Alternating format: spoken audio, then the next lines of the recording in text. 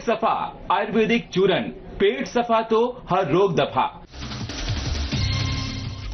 विधानसभा के समिति कक्ष में बैठक, कार्य मंत्रणा समिति की बैठक हुई आयोजित। बैठक में सीएम सहित तमाम मंत्री रहे मौजूद।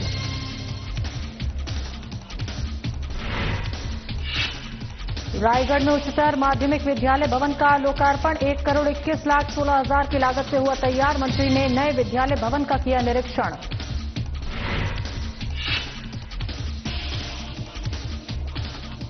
भारतीय विश्वविद्यालय दुर्ग का प्रथम दीक्षांत समारोह में उच्च शिक्षा मंत्री ने की शिरकत। दीक्षांत समारोह जीवन की नई जिम्मेदारियों की शुरुआत।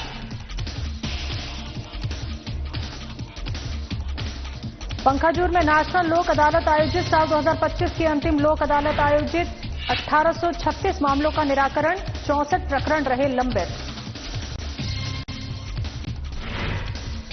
और कोंडागांव में निःशुल्क सैन्य प्रशिक्षण, अखिल भारतीय पूर्व सैनिक सेवा परिषद की पहल। सैन्य प्रशिक्षण में पहुंचे विदेशी सैलानी।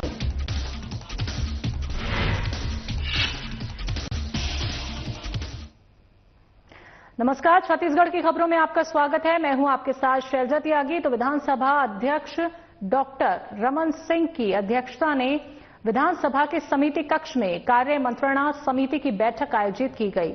बैठक में मुख्यमंत्री विष्णुदेव साय, उप मुख्यमंत्री अरुण साव, संसदीय कार्य मंत्री केदार कश्यप सहित समिति के सदस्य उपस्थित थे।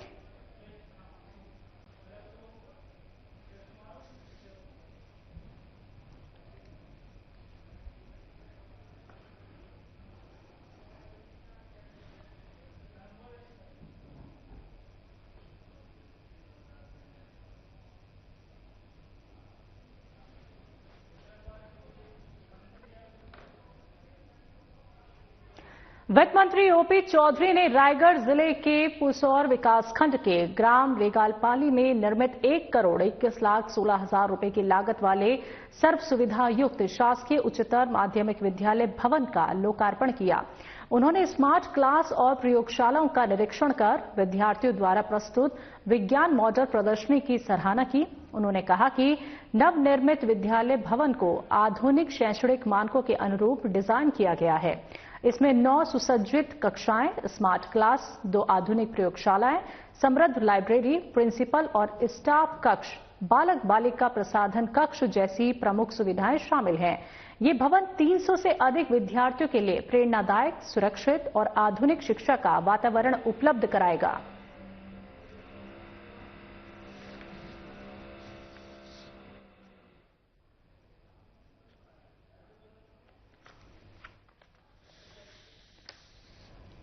तो आपको बता दें कि वित्त मंत्री ओपी चौधरी ने रायगढ़ जिले के पुसौर विकासखंड के ग्राम रेंगालपाली में निर्मित 1,21,16,00,000 रुपए की लागत वाले सर्व सुविधा युक्त शासकीय उच्चतर माध्यमिक विद्यालय भवन का लोकार्पण किया और तमाम सुविधाएं यहां पे उपलब्ध करवाई जाएंगी। साथ ही आपको बता दें कि मंत्री ने नए विद्यालय भवन का ये निरीक्षण किया और सभी कमियों को भी दूर किया जाएगा और नई तकनीक का इस्तेमाल भी यहां पे किया जाएगा।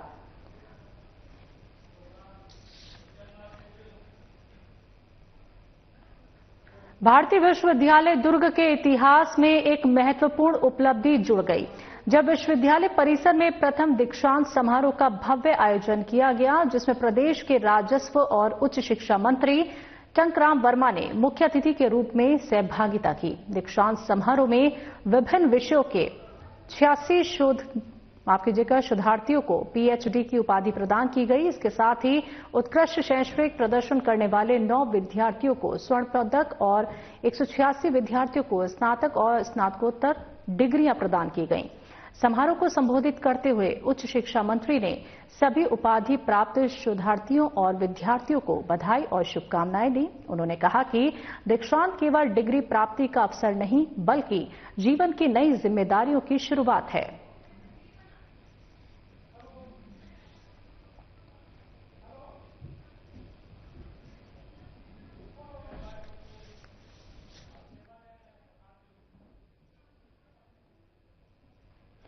पंखाजूर के तालुका विधिक सेवा समिति पंखाजूर के तत्वाधान में वर्ष 2025 की अंतिम नेशनल लोक अदालत का आयोजन शनिवार को पंखाजूर में किया गया। तो लोक अदालत में कुल 1836 प्रकरणों का सफलतापूर्वक निराकरण किया गया, जबकि 64 प्रकरण लंबित रहे।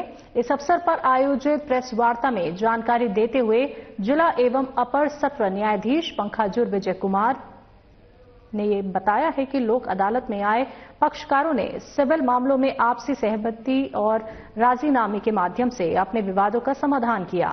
उन्होंने कहा कि न्यायालय की लंबी प्रक्रिया और आर्थिक स्थिति को ध्यान में रखते हुए लोगों ने लोक अदालत में विशेष रुचि दिखाई है।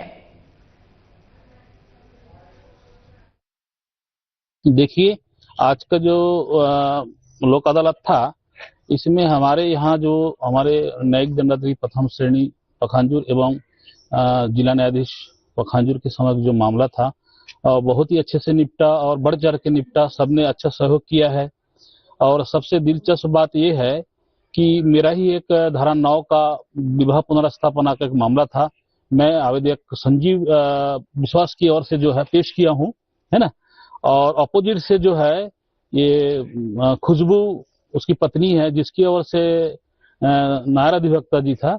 और हम दोनों की जो है सफल प्रयास से पहले 3 लोग इस स्तर में पहुंच गए थे कि जो है खुशबू ये चाह रही थी कि मैं किसी भी हाल में मेरे को डिवोर्स चाहिए। तो और मेरे जो पक्षकार संजीव था, उनका कहना है कि मैं किसी भी हाल में डिवोर्स नहीं दूंगा अपनी पत्नी को। देखिए क्या है, इस नेशनल लोक अदालत में सभी तरह के मामले जो राजीनामा योग्य हैं सभी निपटे हैं। इसमें 138 के मामले हैं, मोटर दुर्घटना से संबंधित मामले हैं और निष्पादन से संबंधित मामले हैं, सिविल मामले हैं, यहाँ तक कि जो घरेलू विवाद, जो महिलाओं संबंधित अपराध थे, हिंदू विवाह अधिनियम के जो मामले थे, मैट्रिमोनियल मामले, इन मामलों में भी जो है देखा गया कि बढ़ चढ़कर भाग लिए और मामला जो है निपटा है। इसमें एक सफल कहानी के रूप में अपन देखें तो एक पति पत्नी का मामला था, जो धारा 9 हिंदू विवाह अधिनियम के अंतर्गत जो है पति ने लगाया हुआ था। क्या था कि पति पत्नी में जो आपस में उनकी सामंजस्य नहीं बन पाई, तो दोनों अलग अलग रहते थे। तो पति ने जो है आवेदन लगाया था धारा 9 के अंतर्गत और दोनों को जो है मीडिएशन के माध्यम से, हमारे यहाँ 2 ट्रेड मीडिएटर हैं, उन लोग भी मोटिवेट किए, उनको भी कई बार जो है उनको समझाइश दी और उस आधार पे उन लोग को 2-3-4 पेशियों में समझाइश देकर और आज अंततः जो है वो सफल हुए और दोनों पक्ष पति पत्नी उपस्थित होकर बिल्कुल आपस में राजीनामा कर लिए और बिल्कुल दोनों खुश होकर खुशी खुशी अपने घर चले गए। कोंडागांव अखिल भारतीय पूर्व सैनिक सेवा परिषद कोंडागांव के द्वारा संचालित विकास नगर स्टेडियम में संचालित निःशुल्क सैन्य प्रशिक्षण में सुबह 7 बजे विदेशी सैलानी पहुंचे और अखिल भारतीय पूर्व सैनिक सेवा परिषद कोंडागांव के जिला अध्यक्ष सूरज यादव ने विदेशी सैलानी को बताया कि पूर्व सैनिकों के द्वारा युवक और युवतियों को फोर्स में भर्ती होने के लिए प्रतिदिन सुबह 5:30 बजे से 7:30 बजे तक निःशुल्क सैन्य प्रशिक्षण दिया जाता है, जिसमें से बहुत से युवक और युवतियां फोर्स में चयनित होकर अपनी सेवाएं दे रहे हैं। विदेशी सैलानी ने बताया कि वो इजराइल से आई हैं और लड़कियों को ट्रेनिंग करते हुए देखकर अत्यधिक प्रसन्नता हुई। इसके बाद सभी ने मिलकर भारत माता की जय, वंदे मातरम और जय जवान जय किसान के नारे भी लगाए।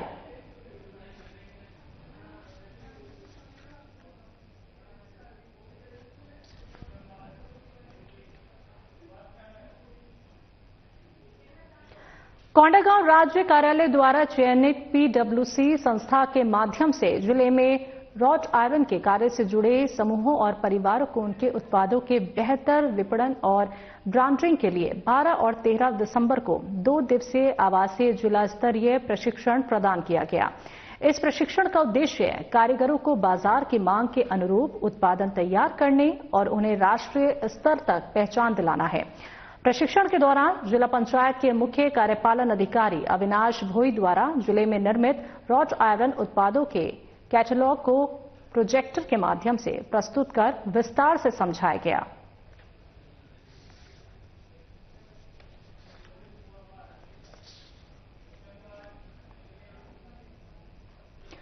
कोरबा पुलिस अधीक्षक कोरबा सिद्धार्थ तिवारी के निर्देशन और अतिरिक्त पुलिस अधीक्षक के मार्गदर्शन में थाना उरगा क्षेत्र की एक अत्यंत गंभीर तिहरी हत्या की घटना होने पर एक विशेष जांच टीम द्वारा जांच की गई।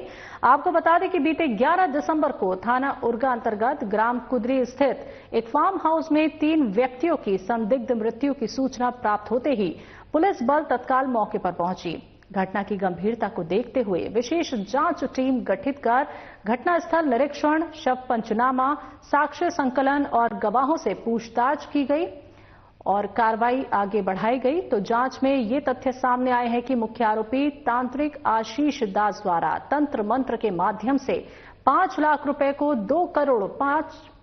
50 लाख रुपए कहने का झांसा देकर इस घटना को अंजाम दिया गया। तो फिलहाल पुलिस आरोपियों से पूछताछ कर आगे की जांच में जुट गई है।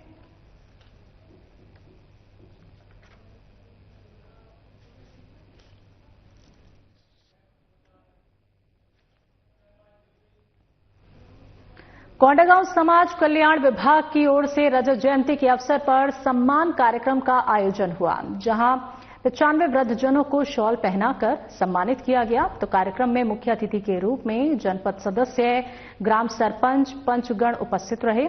रजत जयंती के अवसर पर ग्राम पंचायत के 25 वृद्धजनों का डीएलसी कार्य भी पूरा किया गया। कार्यक्रम में योजनाओं के बारे में जानकारी प्रदान की गई और नशा मुक्ति अभियान भी चलाया गया।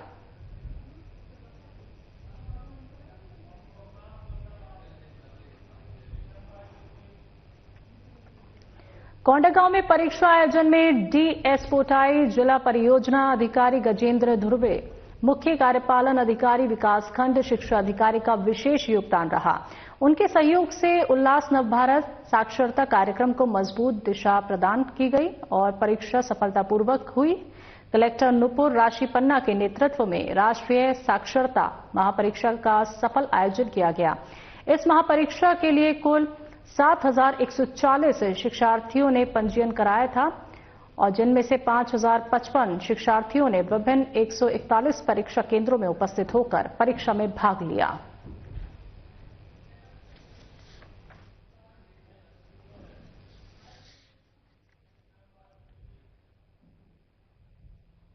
जिला पंचायत के सीईओ नयन तारा सिंह तोमर अपने एक दिवसीय दौरे के लिए बलरामपुर पहुंचे और इस दौरान उन्होंने शासन की महत्वाकांक्षी योजना जनमन आवास योजना का औचक निरीक्षण किया, जहां सीईओ मैडम ने ग्राम पंचायत बेलकोना के पहाड़ी कोरबा बस्ती हरिनलेटा में चौपाल लगाने के निर्देश दिए। तो वहीं उन्होंने पहाड़ी कोरबा समुदाय के लोगों की समस्याएं भी सुनी और संबंधित अधिकारियों को निस्तारण के निर्देश दिए।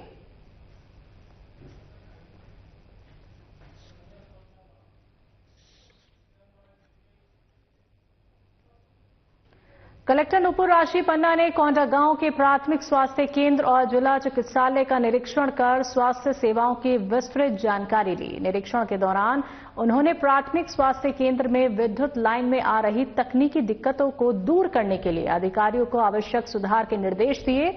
साथ ही स्टाफ की उपलब्धता की स्थिति जानी और साफ सफाई रखने के निर्देश भी दिए।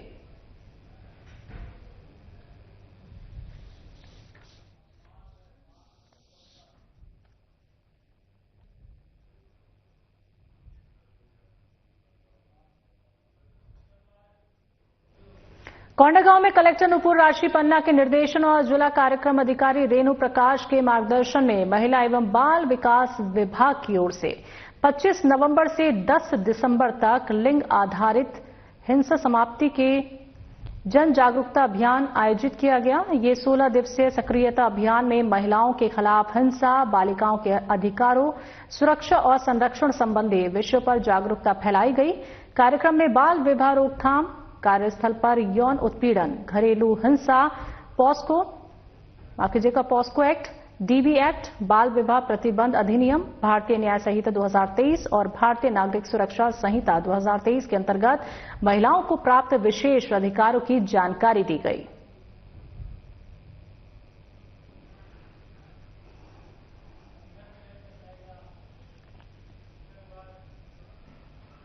दिल्ली में कांग्रेस का वोट चोर गद्दी छोड़ महाप्रदर्शन 14 दिसंबर को रामलीला मैदान में आयोजित किया जाएगा और ये विरोध प्रदर्शन स्पेशल इंटेंसिव रिवीजन यानी SIR प्रक्रिया के खिलाफ भी है, जिसमें कांग्रेस का आरोप है कि सत्तारूढ़ दल ने मतदाता सूचियों में हेरफेर किया और गैर बीजेपी मतदाताओं विशेषकर दलितों, आदिवासियों और अल्पसंख्यकों के नाम हटा दिए गए। इस रैली में कांग्रेस अध्यक्ष मल्लिकार्जुन खड़गे, राहुल गांधी, सोनिया गांधी सहित अन्य वरिष्ठ नेता और देश भर से पार्टी कार्यकर्ता शामिल होंगे। छत्तीसगढ़ के कई वरिष्ठ कांग्रेस नेता भी इसमें शामिल होंगे और SIR के खिलाफ दिल्ली में कांग्रेस के प्रदर्शन को लेकर तरुण चुग ने कहा कि कांग्रेस विरोध कर रही है क्योंकि घुसपैठियों को बचाना चाहती है। SIR एक चुनावी प्रक्रिया है, चुनाव आयोग की प्रक्रिया है और 12 लाख BLA-2 सभी राजनीतिक दलों ने दिए। मैंने भी 5 लाख दिए हैं, 7 लाख कांग्रेस और इंडी गठबंधन के लोगों ने भी दिए। ये हर 20 साल बाद वोटर शुद्धिकरण होता है और वो हो रहा है। सर, लेकिन मैं सुबह देख रहा था कि राहुल गांधी जी ने कहा कि गृह मंत्री जी ने जो बोला मैं समझ नहीं पाया। ऐसा है कि कुछ लोगों की समझ ही ऐसे होती है। इतनी स्पष्टता से सदन में दिया गया भाषण जो आम जनमानस को समझ आ रहा है, वो राहुल गांधी जी को नहीं समझ आ रहा है, तो उनकी समझ बढ़ाने का कोई टॉनिक तो हमारे पास है नहीं, या इंजेक्शन नहीं है कि राहुल गांधी जी को इंजेक्शन लगा दें। कई लोगों की वृत्ति ऐसी होती है, उनको 2-3 दिन बाद चीजें समझ आती है। अब उनकी मंद बुद्धि पर मैं कोई टिप्पणी नहीं करना।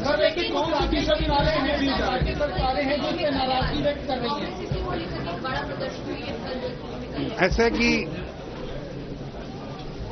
आप वोटर शुद्धिकरण करने का विरोध कर रहे हैं क्योंकि आप घुसपैठियों को बचाना चाह रहे हैं। भारत का संविधान सुनिश्चित करता है कि भारत का मतदाता केवल व केवल भारत का नागरिक होना चाहिए और राहुल गांधी जी के नेतृत्व में भ्रष्ट युवराज व युवरानियों की टोली घुसपैठियों को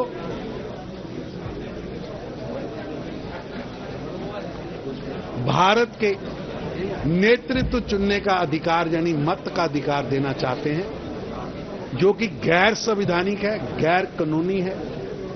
मृत वोट, नकली वोट और घुसपैठिया वोट लोकतंत्र में हलाहल जहर की तरह है और वोटर शुद्धिकरण लोकतंत्र को मजबूत करता है। राहुल गांधी ने गृह मंत्री अमित शाह के हालिया भाषण की आलोचना करते हुए इसे पूरी तरह से रक्षात्मक प्रतिक्रिया बताया।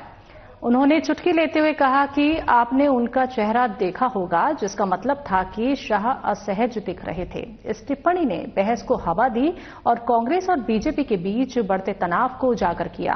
राहुल गांधी ने अमित शाह के बयान पर सवाल उठाते हुए कहा कि उन्हें अमित शाह की बात समझ नहीं आ रही है और उन्होंने गृह मंत्री को अपने सवालों का सीधा जवाब देने की चुनौती दी।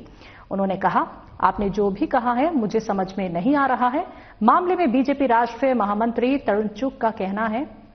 उन्होंने कांग्रेस नेता राहुल गांधी पर तंज कसते हुए कहा कि जो बात आमजन को समझ में आती है वही बात राहुल गांधी नहीं समझ पाते हैं। आज सभी प्रमुख कार्यकर्ताओं ने देश के गृह मंत्री अमित शाह जी ने जो कल सदन के अंदर विषय रखा है उसको सामूहिक हम सबने सुना भी। लगभग 1 घंटे का उनका जो भाषण था पार्लियामेंट में दिया गया, सभी ने उसको सुना भी। अब आप बताइए। कोंडागांव में सुपोषित जीवन अभियान के तहत गुरुवार को जिला कार्यालय के सभाकक्ष में जिला प्रशासन और महिला एवं बाल विकास विभाग द्वारा पोषण सखियों की कार्यशाला आयोजित की गई। कार्यशाला को संबोधित करते हुए कलेक्टर नुपुर राशि पन्ना ने कहा कि जिले में कुपोषण उन्मूलन के लिए यह अभियान एक महत्वपूर्ण पहल है। उन्होंने पोषण सखियों से अपील की है कि यदि आसपास कोई भी बच्चा कुपोषित दिखाई दे तो उसकी आयु और वजन की जानकारी लेकर संबंधित विभाग को अवगत कराया जाए और साथ ही निर्धारित डाइट चार्ट के अनुसार बच्चों के परिजनों को आहार देने के लिए प्रेरित करें। कलेक्टर ने कहा कि बच्चों के साथ साथ महिलाओं का स्वास्थ्य भी समान रूप से महत्वपूर्ण है। गर्भवती महिलाओं में प्रायः खून की कमी पाई जाती है, जिसके कारण मां और शिशु दोनों के स्वास्थ्य पर प्रतिकूल प्रभाव पड़ता है। ऐसी स्थिति से बचने के लिए महिलाएं पोषण युक्त आहार के लिए जागरूक रहें और उनके भोजन में मिलेट को शामिल करने की परामर्श दें।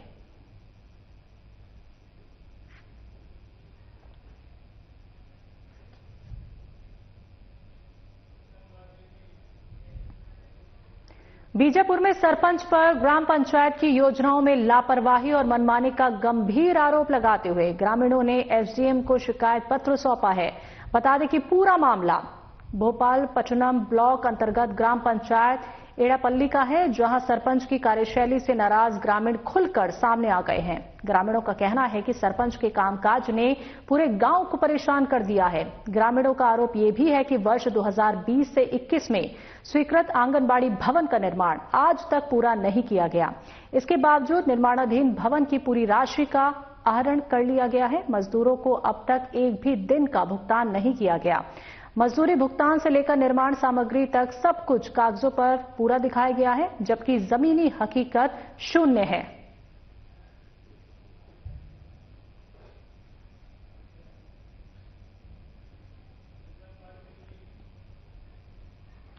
कोंडागांव शासकीय गुडाधुर स्नातकोत्तर महाविद्यालय कोंडागांव के बीसीए वर्ग के प्रतिभाशाली छात्र परवीन चंद नाग और अंशु तिवारी का चयन अखिल भारतीय विश्वविद्यालय खेल महासंघ द्वारा आयोजित पूर्वी जोन अंतर विश्वविद्यालय टेबल टेनिस प्रतियोगिता के लिए हुआ है। दोनों खिलाड़ी शहीद महेंद्र कर्मा विश्वविद्यालय जगदलपुर की पुरुष टेबल टेनिस टीम का प्रतिनिधित्व करेंगे। ये उपलब्धि दोनों खिलाड़ियों के 3 से 4 नवंबर को शासकीय जे योगानंद छत्तीसगढ़ महाविद्यालय रायपुर में आयोजित राज्य स्तरीय टेबल टेनिस प्रतियोगिता में दिए गए उत्कृष्ट प्रदर्शन का परिणाम है। इस आयोजन में उत्तर और दक्षिण बस्तर सेक्टर के श्रेष्ठ खिलाड़ियों को चयनित कर विश्वविद्यालय टीम में शामिल किया गया। तो आगामी अंतर विश्वविद्यालय पूर्वी जोन टेबल टेनिस प्रतियोगिता का आयोजन 15 से 19 दिसंबर तक पंडित रविशंकर शुक्ल विश्वविद्यालय रायपुर में किया जा रहा है, जिसमें पूर्वी जोन के लगभग 40 विश्वविद्यालय भाग लेंगे। खिलाड़ियों की बेहतर तैयारी के लिए 12 से 14 दिसंबर तक शहीद महेंद्र कर्मा विश्वविद्यालय जगदलपुर में विशेष प्रशिक्षण शिविर भी आयोजित किया गया है।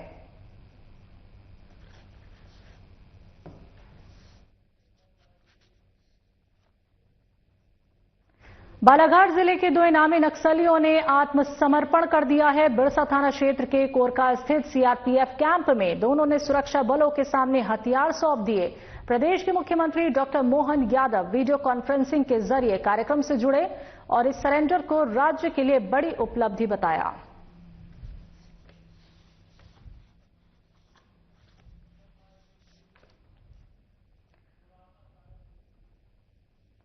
शाजापुर के गिरवर में दरगाह रोड स्थित एक मकान पर राज्य साइबर सेल ने दबिश देकर शेयर ट्रेडिंग एडवाइजरी के नाम पर चल रहे फर्जी कॉल सेंटर का खुलासा किया। यहां से साहिल मंसूरी और फहीम गौरी सहित 6 युवक और 13 युवतियों को हिरासत में लिया गया। मोबाइल, लैपटॉप, प्रिंटर सहित कई उपकरण जब्त किए गए। पूछताछ में सामने आया कि आरोपी हर महीने करीब 7 से 10 लाख रुपए की ठगी कर रहे थे। पुलिस के अनुसार आरोपी अच्छे मुनाफे का लालच देकर लोगों से फर्जी डीमेट अकाउंट खुलवाते थे, तो ऐप डाउनलोड करवाते और बाद में आईडी ब्लॉक कर ठगी कर लेते थे।